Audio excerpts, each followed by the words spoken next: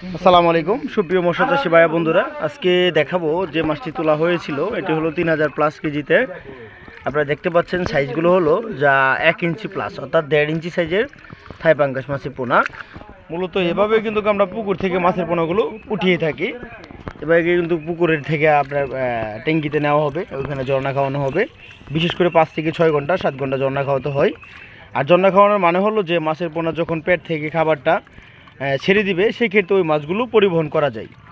হ্যাঁ, থাই জাতীয় পাঙ্গাস মাছের পোনা আপনারা জানেন, যদি ছোটো আকৃতির হয় বা বড় আকৃতির হয় সেটা কিন্তু প্রশ্ন নেই। প্রশ্ন হলো যে মাছগুলো সঠিকভাবে পাকাপোক্ত করা হচ্ছে কি না সেটা আমাদের বুঝতে হবে।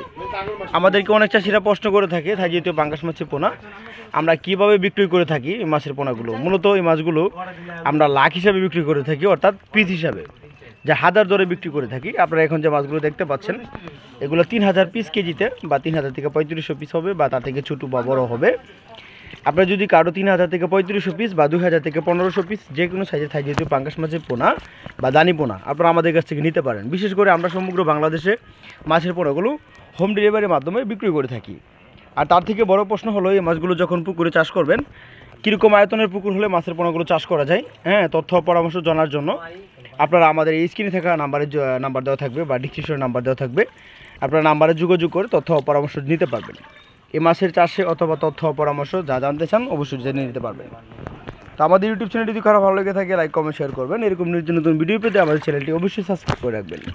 তো দেখাবো অন্য একটি ভিডিওতে, সে পর্যন্ত ভালো থাকেন। খুদা হাফেজ, আসসালামু আলাইকুম।